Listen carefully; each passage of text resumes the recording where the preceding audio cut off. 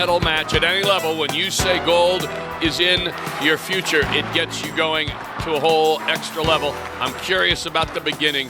Can Russia exert their will right away? Or will the Finns find a way to hang around? Here come the Russians, and they've already all the way down. Handled easily by Lenin. And that was Michkov, who tumbled, and look at him, always buzzing around. The captain is right there, too. They got a 2-on-1 deep. Now they regroup up top. Keep your eye on the right side of the goalie. That's where the office of Matvey Michkov is. Again, nice save. They keep coming, and here comes Michkov. He's got the puck. He's looking around. He has his man. What a pass! What a save! Boy. Oh, that's just one and done with that save. That is massive. Michkov right onto the tape. Look at him control the puck, powerful turns and twists, and this is what we've seen. Oh, they take the body and knock him off it, but still Russia possession. That goes high and over. No question the Finns have found number 19. Oh, they know where he is. And he is tough to knock off the puck. It didn't happen easy, but look at this puck scramble. Right in front, and there it is! Interesting, the official right on the scene, don't think he raised his arm. No, he didn't. Right in front. And again, the captain been so impressed with him. It has been mighty. He's got 6 coming in, now trailing Isaac Howard of the U.S., who picked up one in the first semifinal, but we have a long way to go here.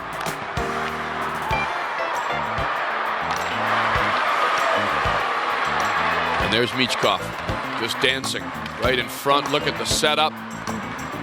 Maybe a little too much at times. Well, I'm still getting used to how he plays the game, and he is an incredible puck possessor. Here they are, getting it out of their own zone, but again, you're basically allowing, Russia to make a line change and then reload a chip. And here they go again. And here's Michkov walking in, letting it go. Nice save off the blocker. Boy, that was ticketed. You see the body strength of these athletes. Michkov with it, and there. Oh, he tried it again, and he's in front. Oh, he just missed that. He had the move. He's always buzzing. But he has so much help, so much. He's going to understand the urgency of making a move because he understands where he is in relation to the opposition. They count on each other in bad positions, I think. Oh, and here is the captain cruising in, and that was a good glove arm save there.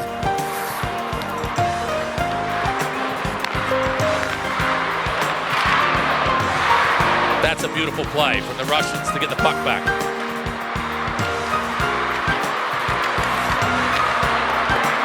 The passing, there's a lot of reasons for that, but Russia just smothering the puck and then ready to dance once they get a chance. And here comes that man again. Michkov, not much there. And he got hit. I think they're taking every chance to try to line him up. Playing to the pinnacle of their ability, and they are being like master surgeons out there. Michkov with an attempt cross-ice pass. And here he is, Michkov again in his office. Takes the puck, puts it on goal. Right on goal, good save, couldn't clear. Now Michkov, so confident with the puck. Here he goes again, and gets have a moment to blink. Now, and Lenin had to be, his angle was good, and he knew it was coming, and just quick enough to keep it out of the net.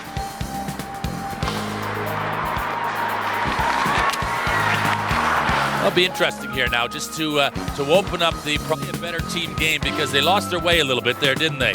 And what ends up happening sometimes with an injury like it did to Kemmel, it brings the team together again. You reset and you focus on good health. Yeah, it's a difficult situation, the fact that you're down and you'd love to be playing better, but you don't want to. It takes a little bit of the pressure off the situation, and they do well. Well, it was interesting. We saw Finland just steamrolled in the first period by the U.S., but then slowly they worked themselves back into a 7-5. Don't really get weaker down the bench. The third and second and third lines are it's hard to choose. You have your stars getting a lot of numbers, but everybody else is so talented. Given the chance, they can finish. They're all workers, and they defend well. And here comes another break-in. And just like that, oh, what a save, what an angle. That was great work by Lennon and the keeper to keep Rogovsky wide. And Rogovsky started the scoring in this game, but he's a D-man, and he's taking this, or rather is a forward, but it looks like the way he came in as a D-man. I've seen him as a D-man playing in just on the ice, but he is upright. Michkov trying that signature wraparound.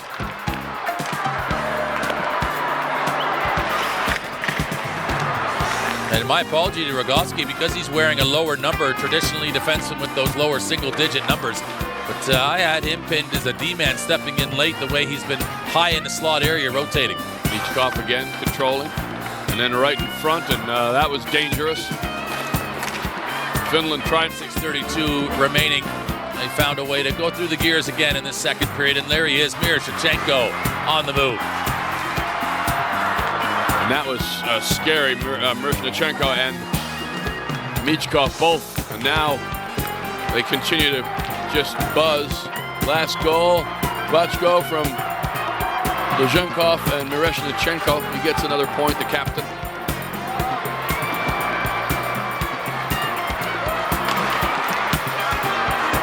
Oh, what a shot, and well handled. A little bit of a rebound, but no problem. It's almost a surprise when Miroshnichenko has that shot that he doesn't score. Yep. And what a reverse mentality that is, that you're almost expected to. Spectacular goal, and he's still in there doing the dirty work in the corner, trying to dig it out and get another scoring chance. Yeah, he's a bright light for Finland in this game and in this tournament in general. If he wasn't on the radar of elite schools in the States or professional leagues in Europe, taking it all in. And there's Michkov with a great pick and pass.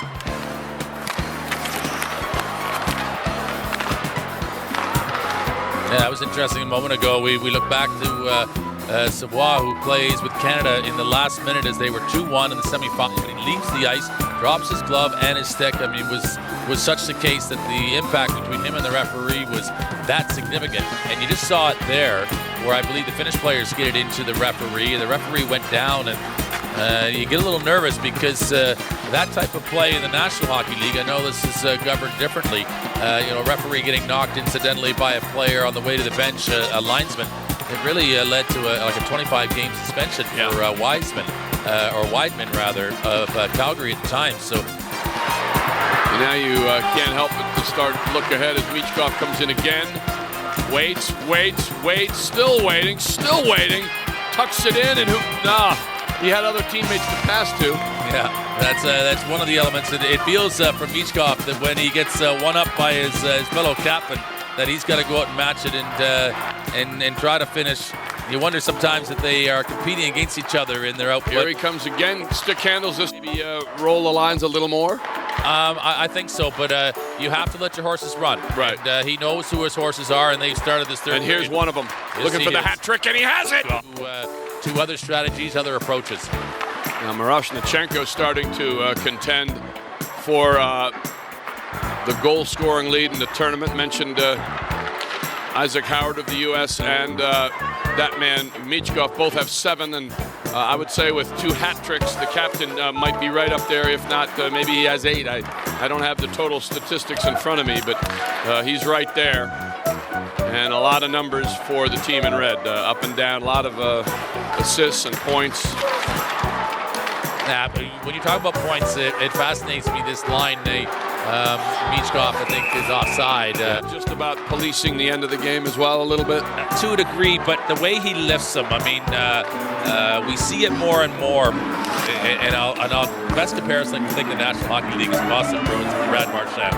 He comes underneath guys in a way that once you are lifted up off your skates, it's kind of like in rugby, where you're not allowed to spike a player down once he's up in the air. Same thing undercutting in basketball.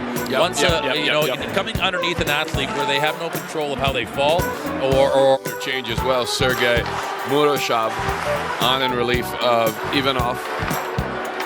It's such a fine line anymore. You know, the sensational hit, the remarkable physical play, you better be airtight and dead on with it and pure with it.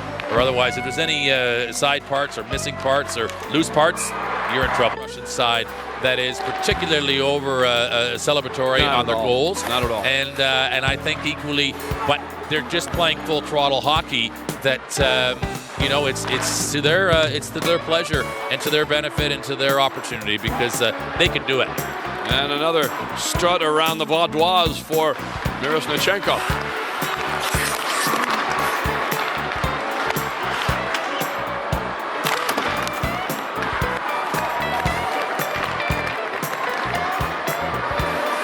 That's such an impressive play there. Just to, rather than forcing yourself to take it on your stick, I'm just going to take it on my skates and just calmly receive it, put it up to my stick blade. And number 10 looking for number 4 in the game. I don't think that matters to him. Maybe in the personal battle with Michkov, but overall, they're just trying to keep playing the way they play. And here comes Michkov, taking 2 men. That sets the Russians up with an advantage somewhere else. So great face-off at this age level from what we've seen in this tournament. I do expect that the Russians, like I said, they physically have the upper hand. I'm not sure if they are more dominant with speed. I think they're very comparable overall with speed. Right. I think they have some different elements, though, this Russian team than the American team does. I see a puck maturity as far as how they manage the puck and how they move it around as advanced over the Americans as a general rule. And then it's just about that body strength and about making sure that there isn't a whole lot of activity around in front of their own goal.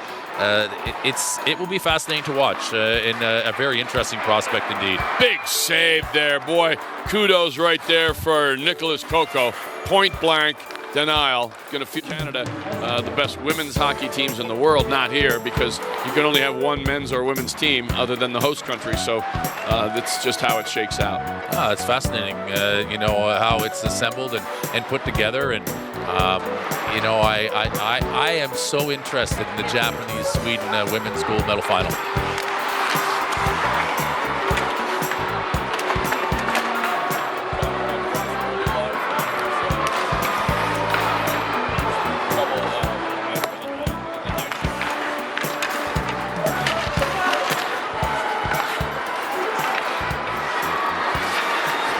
We are winding down to the last minute. Russia, to no big surprise, still pressing. You can't stall. You can't just play out the clock. And there's Michkov always sniffing goals. Yeah, it's you can't play a game simply to keep away, and you know, you'll do it in 3-on-3 sometimes as a teaching tool for young players. That, you know, you can't shoot. You can't shoot until you've made 3 passes. You know, you put these different conditions in there to try to train a young mind. You know, these young minds have a gear, and they prefer. Machko also with 10 points. Face-off goes to the captain Snuggerud, and here comes the USA in white. Discipline so important early. Emotion, an early goal obviously helps everybody. Strama walked in unchecked. And here comes Miroshnichenko. Poked away. Oh, it's fully on here. The crowd absolutely engaged. So this line is Snuggerud, Stramel, and Magorty. A real handful. They get things started. They initiate the play. That's big for them. Charlie Stramel, a big book to the bench. It happens so quick. This is a Russian power play. Okay. Here we go. Now this is dead. That's the man Michkov, 19 down in his office. Then it rockets by, and that's Michkov. Always around the puck. He's amazingly talented with stick and lower body. Yeah, he's very strong in the puck, and he'll go in the dirty areas to go get it. Michkov right there. Now, Miroshnichenko, and they center up, and what an opportunity for the Russians to get poised and get under control. Look at Michkov walks in, and Russia just keeps coming in waves, and I mentioned their top scorers, but they have so many. Yeah, they've got layers. Here they come again. And that was Michkov, but Silverstein this time says niet. And Miroshnichenko made that play to Michkov. They play together on this top line, and they are double trouble.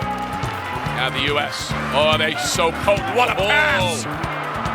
Look at this. Oh, it's right in front. Couldn't take advantage. And now Michkov freewheeling. Loses it there. A little bit of a bad pass. And now the U.S. with 5% of the time. And he converts. Yep. Send it in, and now Michkov again. Just watch him work. Good work there as he's doubled up, and Chesley comes away with that one. Gauthier, number 9 of the U.S. He's been everywhere, hasn't scored a lot, but he's been in the thick of it. And here comes Frank Nazar.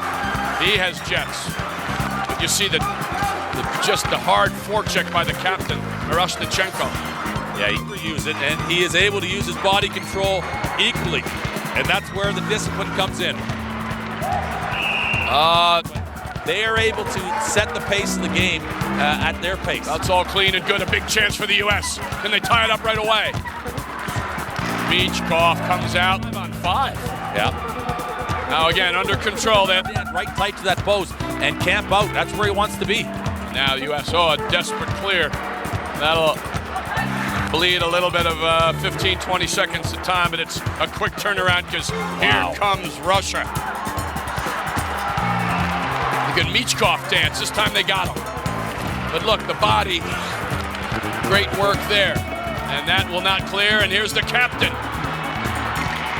I thought he buried it. I mean, until you hear the flicker off the glass, it looked like he had marked his spot. Look at Michkov studying the fake. He'll cut in and see what he can do on the jam in.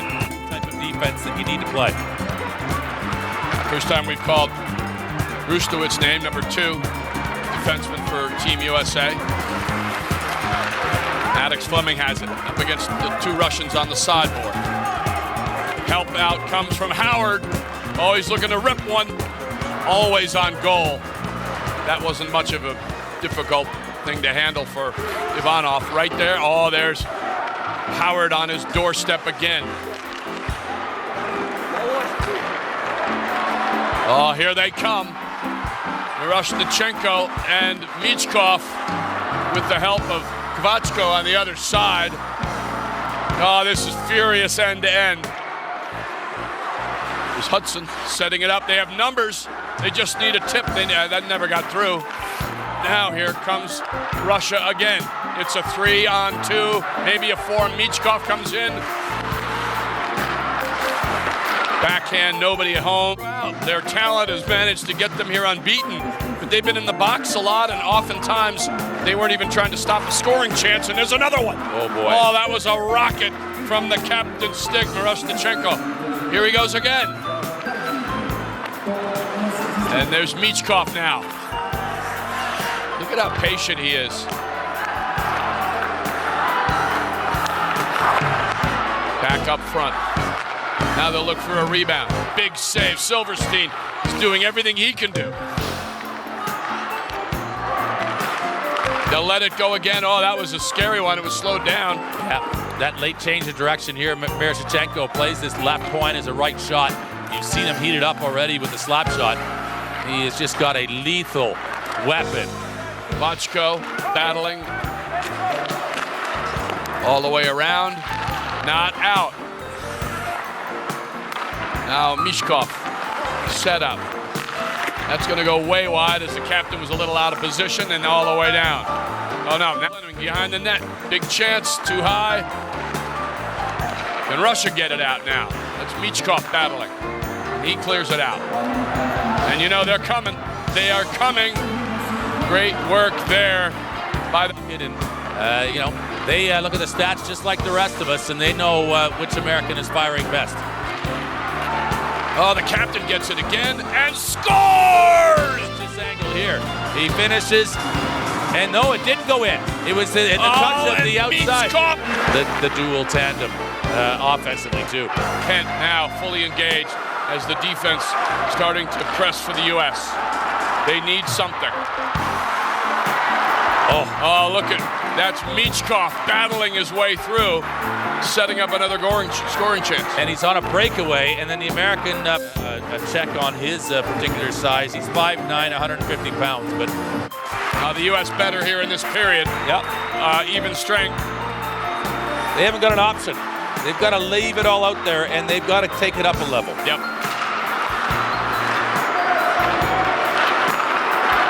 Miroshnichenko. There's a ripper blocked in front. Michkov in his office, right where he always is. I mean, Miroshnichenko just drops the American defender and takes the puck off him like nothing. Oh, look at this, something happening. What a maneuver. That was a little bit of a dipsy-do from Malyavin. More moves than you might see at Studio 54 on a Saturday night. Oh, yeah. Howard, nice, sweet setup over skates. Right in front. Oh, and it's stripped. Classic poised play by Grigoriev. It's not there, I'll do this. But they move their feet and their skating ability, they're so balanced. Duke joining the play. He's dangerous. The U.S. shaped up well right in front. Oh, that's Strommel trying to get it off his skate. That leaks through. And they send in. They're learning the hard lessons of discipline. And these are not difficult calls for the officials. They're not controversial. It's not a lot of thought needed. It's obvious. Yeah, cut and dry stuff. And this feels like a pending moment. Yes. Miroshnichenko to Michkov. So many weapons. And he'll let it rip again. Look at Michkov right on his doorstep. And there's Miroshnichenko again. He'll just let it go. Michkov wants it. He wants it. He's tapping the stick. He gets it. He'll look. Skate a little. Nice little this way and that. And the setup. And he lets it go again. He'll switch around. Michkov again. This is great puck control on a power play.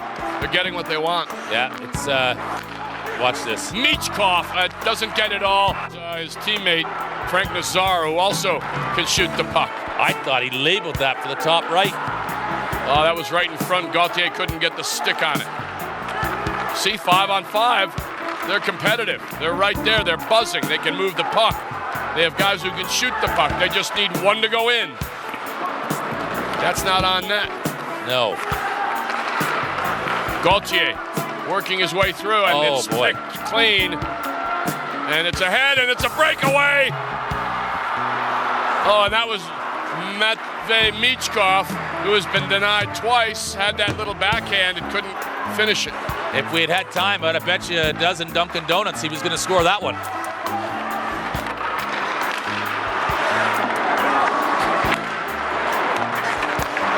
Surprise, look at this. This is Michkov just doing his thing, but him on a breakaway. Period number 2. The clock is increasingly the friend of Russia. USA will get so much juice just with a goal, just with finding a way to beat Ivanov. Yeah. Oh, that's a nice pass. Oh, but a great defensive play. And we've seen that. U.S. looks like they have an opening. It closes in a hurry. Yeah. Well, you know, even the release of the puck, I think about that Miroshnichenko in comparison to how Strommel was trying to get it off. Miroshnichenko is so pure and clean and crisp, isn't he? Now numbers. They'll let it go. Setting up, just over 2 minutes remaining. 2 power play goals in their 3. Goes down. Michkov gives it up. He will run right back to his office. Still in full throat. This game's still not out of reach by a long shot, but Michkov walks in, waits, look at him wait, trying to find a teammate, and then he mishandles it. His pace in a little slightly different way, but still retaining the puck. Pavel Datsyuk, obviously yes, of Russian lore.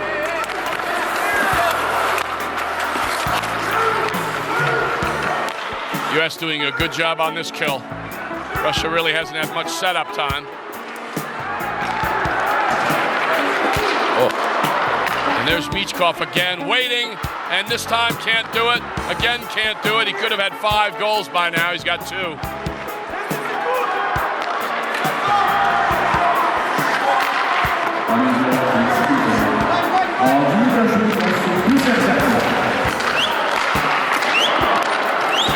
a little bit of misfiring here from the Russians late in the second, and it comes a little bit from the fact that they've got the 3 goals, but some of their Christmas or.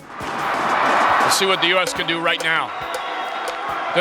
Do they start to just bring 5 and rush defense? I mean, is it that point, I guess, to get 3 in a period against Russia, they'll have to keep coming and keep pouring it on and take chances. Yeah, they do have to take a chance, but in their possession of the puck, they have to be more certain and they have to be more dedicated to the play, and they've taken a penalty right off the hop here. They've just had to get around him. This is Michkov. And just a little spin-a-rama, no big deal. Now, Russia on the power play. It's a little bit of a miss off the captain's stick. He hasn't missed many. Broke his stick on that play. And here's Michkov. Gives it away, good. And here comes the U.S. Now a shorthander would be huge, and Frank Nazar can make it happen. Oh, it was right there. Yeah, it was. It was there. And now Michkov comes in. And he still has it. And he still has it. And he still has it. Right in front. Oh boy, he's dangerous everywhere now. They keep possession, and Miroshnichenko always on goal. Silverstein had the save. Right in front, and that was Gazizov who missed it. Now, Michkov circling. They'll trade up. They'll just let it go, hoping for a rebound. And you see Miroshnichenko in his office. He'll just walk in and let it rip. They are just having their way on the power play. It's a very, very conservative approach to the penalty kill by Team USA, and that's out of respect, no doubt. Right in front, teeing it up, and Americans, anything they get, they're going to have to earn, and that, no doubt, would have been the instruction between periods. Here comes Seamus Casey with some steam. Oh, it's Michkov. And again, he's denied at the doorstep. Good work by the keeper, Silverstein. Michkov takes the body on Fleming, can't steal the puck. And here comes the U.S. What a great play by Michkov, though, to take the body after he just misses on that partial chance. To just stay on it and make life difficult for the American defenseman. They just need one to pop the firsthand here, how this game is played out, just how formidable the Russian Federation and the under-16s age group really are. Bruce Lucius trying to battle in there and can't make anything happen.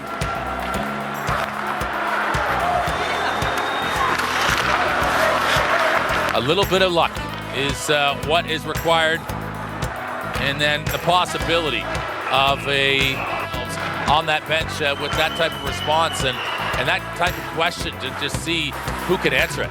Well, you got to empty the tank. There's no more hockey, so I would expect furious effort. Stay out of the penalty box, get 1 or 2, and maybe make this really interesting. But right now they don't have any, and it's due to the efficiency of all aspects of Russia's game.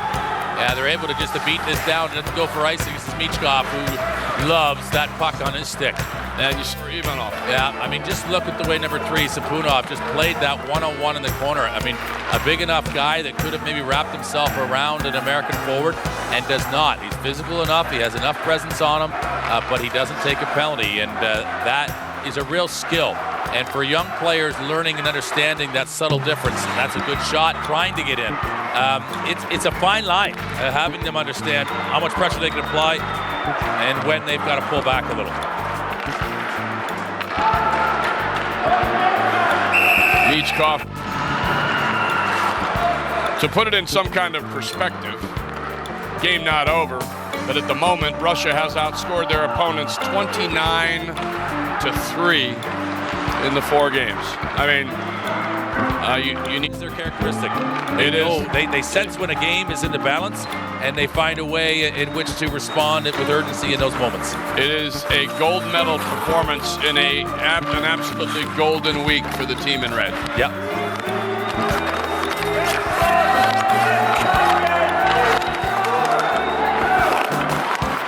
It's here we go, Miroshnichenko. But I guess the interesting point, Tom, is what we expected from this Russian team coming in, and of course what they have delivered. Yep. And it really hasn't been much of a size difference other than Dolzhenkov. I mean, Stramel is a really big man at 6'4". Wouldn't say it's tenacity. It's also discipline. I mean, I've said that for hours and days. And you have to respect the opponent enough to not think you can survive power plays as good as the penalty kill for the U.S. has been. Side, just the pipeline of talent, and you know, I made a comment to a colleague of mine who played in the National Hockey League. I said I think the way the Americans look at this is a great rush, develop talent. This chance for Miroshnichenko is a little bit different than the way a talent is developed in Canada. I think in Canada we are quick to assign roles to players in a team, where the talent and the skill development and the stick skills and the puck movement, certainly for in the United States and what we see here with Russia too, those are the focuses, making sure that the skill development is as high as it can possibly be, and you don't put a ceiling on a player, and let them be who they are and let them work to their strengths, rather than maybe always focusing on winning. Let them be individually as good as they're capable of being. Right. Russia, again, 29-3 against the competition so far, and it's over here in the next 50 seconds. Clearly the dominant team, winning their first ever Youth Winter Olympic Games hockey tournament. The U.S. coming off the gold medal in Lillehammer will be satisfied with the silver. I don't think they can dream that they should have been or could have been on top of the podium. Time is winding down, and it has been just a brutally efficient performance all the way up and down the line from the team in red. Yeah, I think that's a good term, brutally efficient, because it's a cruel experience, isn't it, for the Americans to just see what there is, a little bit of disparity at this moment in time between themselves and the opponent. Ну сколько там времени прошло? Минуты полторы, может быть, от начала этой встречи? Да нет, еще минут не прошла.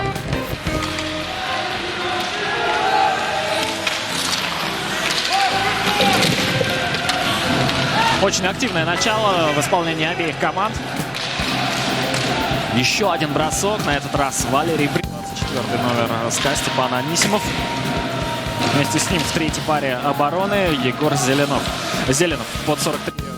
В этой шайбе есть ассистент. Результативная передача на счету Глеба Шаборшина, 45-го номера петербургского «Динамо». Первая шайба, первые очки нового сезона в паре матч молодежной хоккейной лиги. Очень на протяжении 60 минут матча, или сколько нам понадобится, может быть, даже побольше. Большая скидка защитнику, и дальше пошел раскат. Кирсанов через борт прокинул, а вот дальше переходит шайба игрокам «Динамо». Но, впрочем, ненадолго. Вброс в зону. Следим за давлением СКА 19:46. Удастся ли вернуть шайбу под свой контроль? Да, получилось. И теперь перевод на свободный лед, на противоположный борт. И там снова несколько единоборств. Довольно плотный хоккей. Будет ли бросок в ближний угол? Нет, поехал дальше. Сохранил шайбу. Усечил 2 минуты за атаку соперника сзади. И штрафников, и отправили туда 13-го нападающего Родиона Цизмана. Вот такая вот история. Серединов открыл счет в этой встрече. Петр Яков.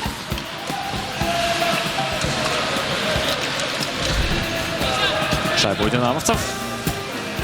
Ишаков, подкидка. Защитник СКА подкидывает шайбу, то могли не увидеть этот эпизод. Но один из главных арбитров как раз-таки рядом находился с этим противоборством, поэтому решение принять было довольно просто. 5-4 разыгрывает, который, увы, для СКА заканчивается ничем. Вот два таких эпизода вспоминаются. Бросок Городовича с пятака, когда выше ворот улетела шайба. И вот уже 0-2. И вот уже команда, которая вроде как считается фаворитом этой игры, уступает в 2 шайбы. Хотя, опять же, можно вернуться к теме, которую я уже затрагивал.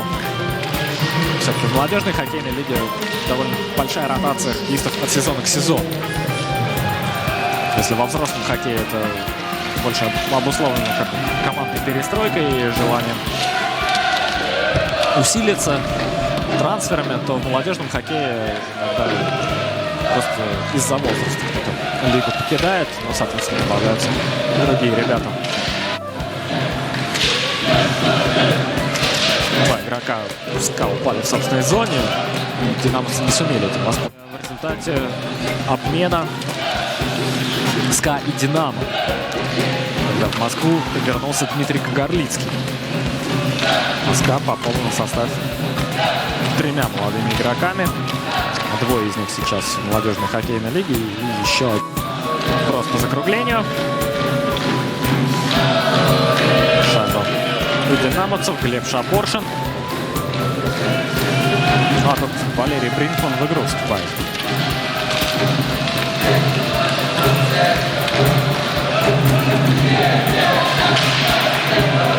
Ромашкин появляется на льду в новом сезоне.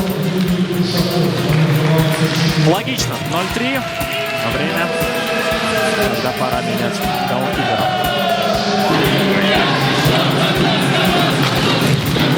Полминуты есть на реализацию СКА 1946. Мичков бросает, попадает соперника. Еще опустился. Павел Ромашкин.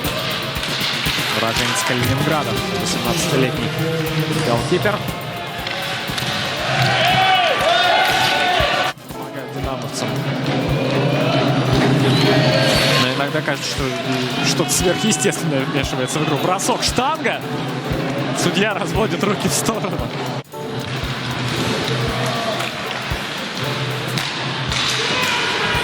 Вошли в зону атаки хозяева. Разыграть тут уже не получилось. Егор Мажаров забрался, перекладывал шайбу в углу. Вроде бы движения не было, но и соперник ничего не смог показать. Мичков налево отдает. Вошли в зону игроки СКА, но Динамо теперь играет в полном составе. Мичков развернулся, получил толчок в спину. Все в пределах правил, очень аккуратно действует Мажаров, понимая грань дозволенного. Еще один довольно жесткий, не знаю, силовой прием, где эта грань, которой приступать нельзя.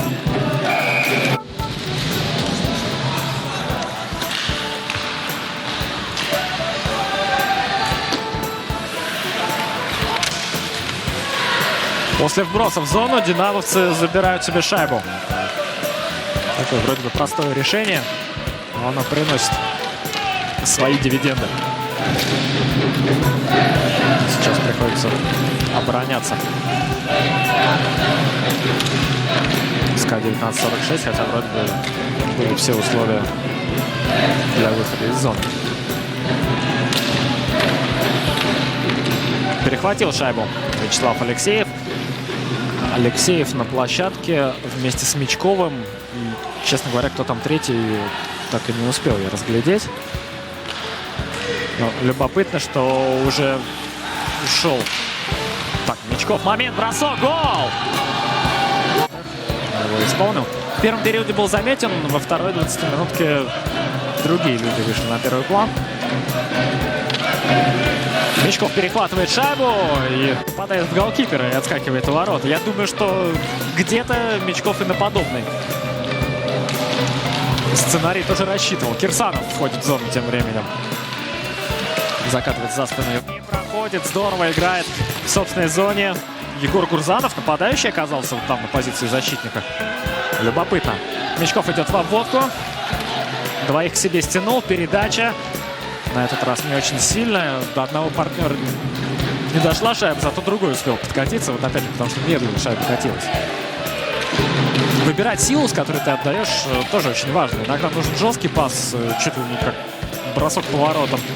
Иногда, наоборот, нужно мягко катнуть. Иногда просто оставить на льду. В пятый раз играет в большинстве в этой встрече. Вбрасывание выиграно. Коромыслов по ближнему борту. Там дежурит Шуйдин. Коромыслов так вдвоем пока что и разыгрывают. Бросок, отбивает шайбу Чуфаров. Передача по борту. Столкновение. Коромыслов одного обвел, от второго уехал, встретил третьего. Заезжает немножечко в круг вбрасывания. То есть это больше не к Мичкову претензии, а способ обратить внимание арбитров. Но шайба в игре. Шайба у Мичкова. Позиционная атака. СКА 1946. Передача через клюшку, перехват. И дальше выброс. Глеб Шаборшин. Вывести игру не сумел из своей зоны, но какие-то секунды все-таки отнял от большинства СКА 1946. На синей линии Коромыслов. Мичков приехал на пятак, теперь он за воротами, шайба его партнера.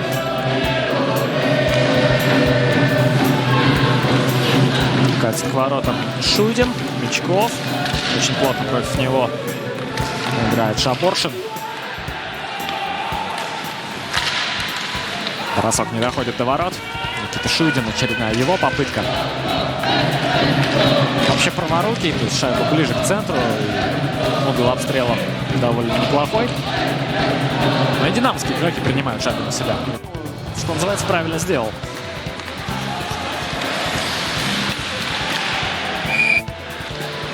Ну и там, насколько я понимаю, защитник должен быть в ассистентах Виталий Будницкий. Но уточню, когда появится запись в протоколе. Нет, не Будницкий, вот как раз появился Егор Мажаров. Также результативную передачу зарабатывает в этом эпизоде. Отличный момент у СКА. Бросок. Мимо ворот летит шайба. Никита Дежковский. Какой момент у него. Передача сегодня есть у 55-го номера, но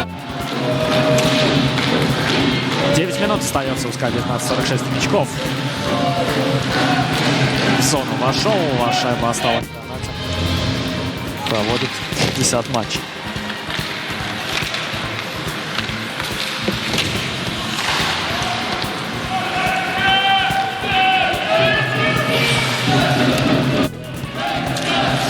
До Дежковского шайба дошла, но он разворачивался и до отскока до этого добраться не сумел. Дежковский сегодня проводит 50-й матч в МХЛ. 49 голов до сегодняшнего дня.